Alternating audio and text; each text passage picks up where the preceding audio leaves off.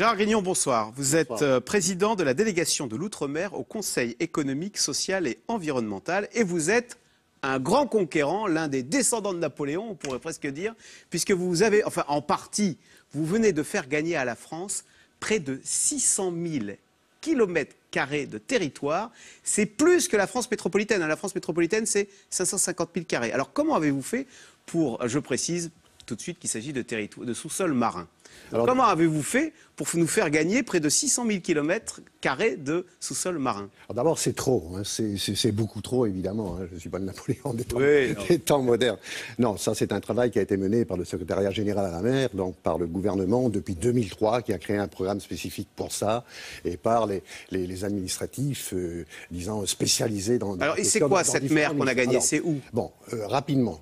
Voilà, vous savez que la France dispose du deuxième espace maritime le plus grand au monde, derrière les États-Unis, avec 11 millions de kilomètres carrés. Oui, alors ça, vous passez vite là-dessus, mais moi, j'ai découvert ça.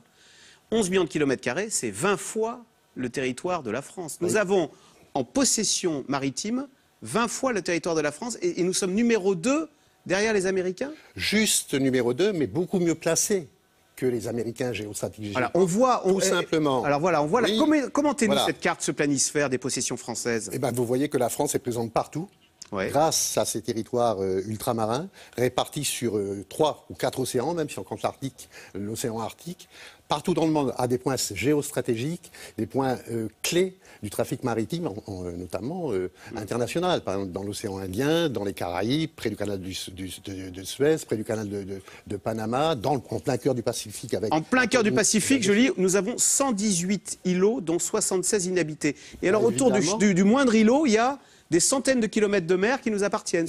Autour de l'ensemble des îlots, il y a 10 millions 600 000 km² sur les 11 millions qu'occupe la France. Mais en plus de ça, conformément à la convention de Montego Bay de 82 sur le droit de la mer, qui est considérée comme la véritable constitution des océans, son article 76 dispose que chaque pays côtier, au-delà des 200 000 côtiers... Alors 200 000, ça fait 350 km. Hein. Oui, voilà. C'est-à-dire qu'autour de chaque îlot, il y a 350 km qui est à nous. 1000 marins et 1852 mètres. Voilà. Alors, au-delà de ces 200 000 marins, on parle en 1000, hein, 200 000 marins, ça c'est le territoire français, par exemple, au large de la France.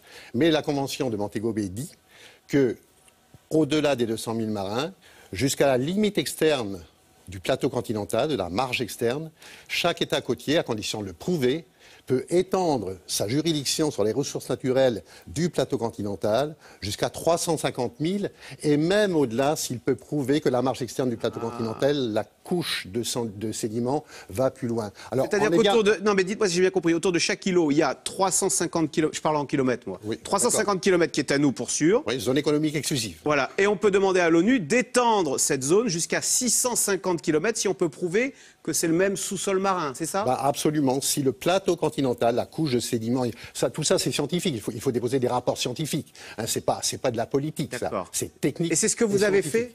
C'est pas moi qui ai fait ça, c'est le secrétariat général à la mer, c'est les gens qui s'occupent de ça. Mais disons que moi j'ai sensibilisé à ça. Ce rapport-là, notamment, anticipe et préconise par exemple la publication des limites maritimes, ce qui n'était pas fait. Lorsqu'on parle actuellement d'extension de 500 000 km² supplémentaires, lorsqu'on dit que la France a gagné 500 000 km², d'abord c'est plus que ça. C'est plus que ça, c'est 663 000 km², c'est déjà pas mal, c'est plus grand que le territoire hexagonal, mais c'est parce que ce sont des... Au large de la Guyane, on a dit, on va aller au-delà des 350 km, on va aller jusqu'à 650. C'est le résultat, des dossiers qui ont déjà été déposés. La France devait déposer ces dossiers avant 2009, il en reste encore à déposer, au large des Kerguelen, au large de la Guyane, au sud-est de la Nouvelle-Calédonie, au large des Antilles, et ça fait 663 000 Et ça a été accepté? Il n'y a jamais de litige quand on demande, non, il n'y a quand pas. on pose le drapeau français un peu plus loin, personne ne dit eh oh, stop là. Il n'y a pas des endroits où s'il n'y a pas de territoire en face ou à côté, où là on peut se mettre d'accord et déposer des dossiers communs auprès de la commission des limites du plateau continental qui siège à l'ONU, là il n'y a pas de problème. Or, au large de la Guyane, il n'y a pas de problème. Après, sur les côtés, avec le Suriname, avec le Brésil, ben, il faut se mettre d'accord, il reste ça. Mais au Kerguelen, par exemple, il n'y en a pas. Or, les îles Kerguelen, c'est au sud-est de Madagascar. Hein. Voilà, et sur les 663 000 km² dont je parlais tout à l'heure, que la France vient de gagner sur le plateau continental, c'est pas la zone économique, c'est pas la colonne d'eau, hein, c'est le sol. Oui, on ne peut pas pêcher. L'eau ne nous appartient pas, c'est le sous-sol qui nous appartient. Ce sont toutes les ressources minérales. Donc c'est pas pour pêcher. Sauf ce qu'on appelle les espèces sédentaires, c'est-à-dire celles qui sont collées au sol. Et qui se déplacent sans quitter le sol. Par exemple, les crabes, il y a tout un débat là-dessus, ou bien les mollusques, etc. Quoi. Voilà. Je dis ça, vous disais simplement que sur les 663 km², rien que les Kerguelen, les larges Kerguelen, ça a été pour 432 000 km². Il paraît qu'il y a donc on fait la même chose au large des côtes françaises, au large des côtes dans le golfe de Gascogne. Mais là, j'ai l'impression qu'il y a les Espagnols qui disent « oh, c'est à nous, c'est pas à vous ». Et il y a même les Anglais. Oui, ben là, depuis, je crois que c'est 2011, comme tous les autres dossiers. D'ailleurs, tous ces résultats sont connus depuis 2011. Hein, les limites n'avaient pas été publiées. Mais là, c'est un dossier qui a été déposé auprès de l'ONU à 4 pays. L'Espagne, le Royaume-Uni, l'Irlande et la France. Oui, alors l'Irlande, pourquoi l'Irlande revendique une partie du golfe de Gascogne? On parle bien d'une région qui est au large de Pau. Justement, parce qu'au large de l'Irlande, ils ont prouvé scientifiquement que le plateau continental, la couche de sédiments, etc., la ligne de profondeur des 2500 mètres, c'est trop technique, je peux pas parler de ça, va jusque-là. Et alors, chevauche quel est l'intérêt d'avoir des centaines de kilomètres carrés au large des îles Kerguelen en plein Pacifique? À quoi ça nous sert, à part de se dire bravo, vous avez 11 millions de kilomètres carrés? Vous savez, toutes les nations qui ont dominé le monde et qui comptaient économiquement dans le monde avaient la maîtrise de la mer. Alors ça sert à quoi? Ça, c'est connu. Ben, ça sert parce qu'il y a des ressources. Il y a des ressources. Il y a par exemple des hydrocarbures. Il est prouvé. Pétrole.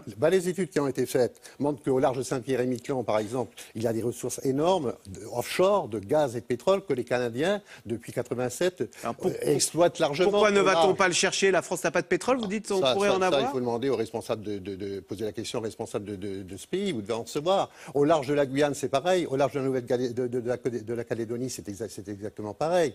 Donc il y a ces ressources. Il y a aussi les ressources minérales, ce qu'on appelle les ressources minérales, des sulfures hydrothermaux, des amas cobaltifères, les fameuses terres rares.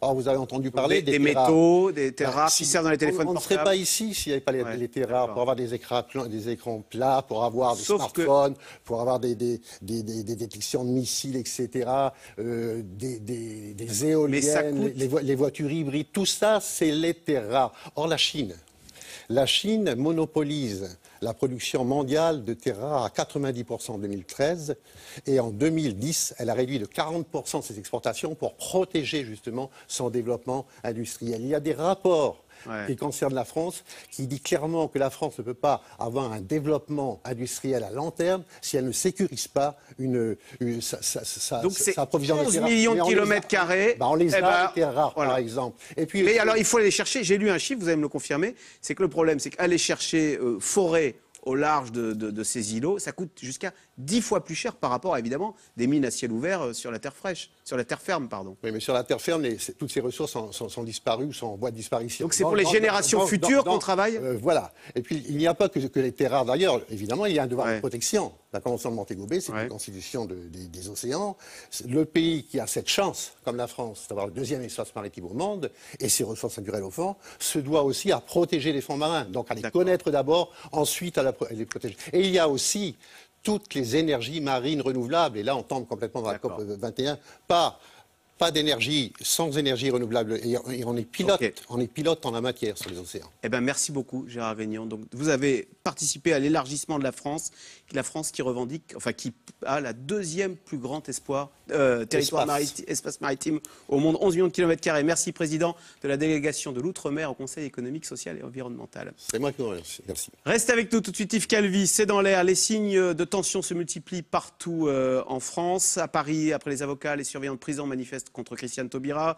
Dans l'Isère, la police semble bien impuissante face à l'explosion de violence de la communauté des gens du voyage. Même impuissance à Calais, où les migrants refusent les propositions de relogement qui leur sont faites. C'est tout de suite. C'est dans l'air, Yves Calvi.